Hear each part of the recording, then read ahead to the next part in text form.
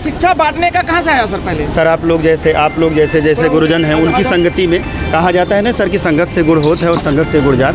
तो सर संगति में हम हर आयोजनों में लगभग शिरकत करते रहते हैं और जो है कि मतलब यही कब से ये कोचिंग चला रहे हैं सर आप? सर अगर बात करी जाए अगर पूरी प्रोफेशन की तो मैं 27 सालों में सर मतलब 27 साल पहले से ही प्रोफेशन में हूँ। और गुरुजी के सामने पहले मिश्रा कोचिंग चलता था रणजीत गुरुजी का जी, तब से मैं कार्यरत हूँ। सर अब तक कितने नियर अबाउट कितने बच्चियाँ आपने पास आउट कराया है यहाँ से कोचिंग बहुत ज़्यादा हज़ारों की संख्या बिल्कुल। आज सर का अचीवमेंट आप देख सकते हैं कि कितने यहाँ से पढ़ के बच्चे बस अपने बच्चों को बस पढ़ाइए, क्योंकि शिक्षा एक ऐसी कुंजी है जो हर ताले को खोल सकती है सर। शिक्षा के बाल दौलत ही संस्था का उद्देश्य यह है कि हम बच्चों को सींच करके उनको ऐसा ट्रेंड कर दें कि वो जा करके आगे विकास करें और क्षेत्र जवार में नाम। कितने बच्चों को सफलता मिल चुकी है? क्या सर?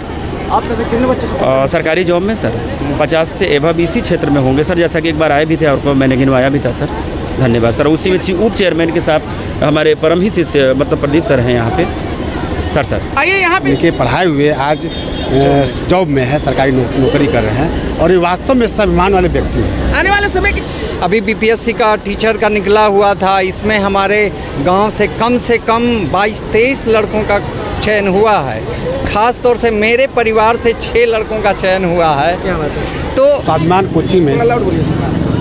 कोचिंग में आप लोग हम विनोद सर को तकरीबन 20 साल से जान रहे हैं।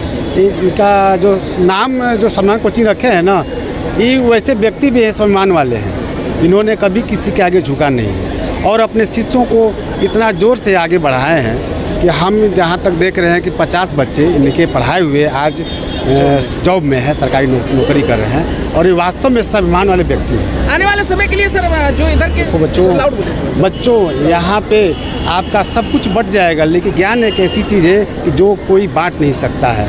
आप लोग पढ़िए, आधी रोटी खाइए, लेकिन ज़रूर पढ़ाई करिए। मैं अपने अभिभावक से भी यही कहना चाहूँगा कि आधी रोटी खाइए लेकिन अपने बच्चों को ज़रूर पढ़ाइए, शिक्षा दीजिए। हमारे बीच शिक्षा का जीत प्रसाद बीपीएससी 99 बैच का एक प्रधानाध्यापक हूँ मध्य विद्यालय नंदना में। मेरी एक कोचिंग चलती थी मिश्रा कोचिंग केंद्र, जिसमें अच्छे खासे बच्चे रहते थे। उसमें विनोद सर हमारे आते थे पढ़ाने के लिए। मैंने इनके कलात्मक शैली को देखा, बड़ा करीब से मैंने देखा, तो मुझे महसूस हुआ कि ये आगे चल कर के बहुत बेहतर करेंगे और वैसा ही हुआ। इन्होंने लगातार मेहनत किया और अलग से इंस्टीट्यूट अपना खोल करके आज इस मुकाम पे पहुँचे हुए हैं। मुझे लगता है कि इस एरिया का 50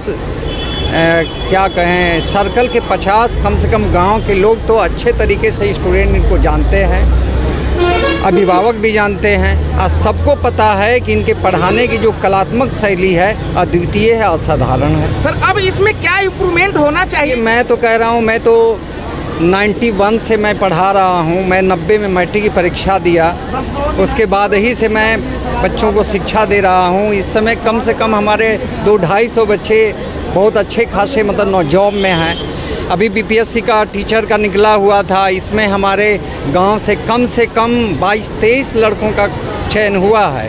खास तौर से मेरे परिवार से 6 लड़कों का चयन हुआ है। क्या बात है? तो मेरा अपना कोशिश रहता है कि बच्चों को जो शिक्षक पढ़ाता है उसको पढ़ाने का तरीका ये होना चाहिए कि वो जो भी चीज़ कंसेप्ट के साथ पढ़ावे उस बच्चे के दिलो दिमाग में उस चीज़ को उतार दे। ये उसकी बहुत बड़ी उपलब्धि होती है। बहुत बहुत धन्यवाद सर। सबसे पहले स्वाभिमान ट्यूशन के जो डायरेक्टर सर हमारे विनोद सर हैं, हमारे बहुत दिल के करीब हैं। इन्होंने हमें पढ़ा लिखा कर और पढ़ लिख कर नौकरी पाना ही एक मकसद नहीं है। पढ़ लिख कर आप एक अच्छा बिजनेसमैन, अगर पढ़े लिखे रहेंगे तो एक अच्छा बिजनेसमैन बन सकते हैं। पढ़े लिखे रहेंगे तो आप एक अच्छा स्पोर्ट्समैन बन सकते हैं।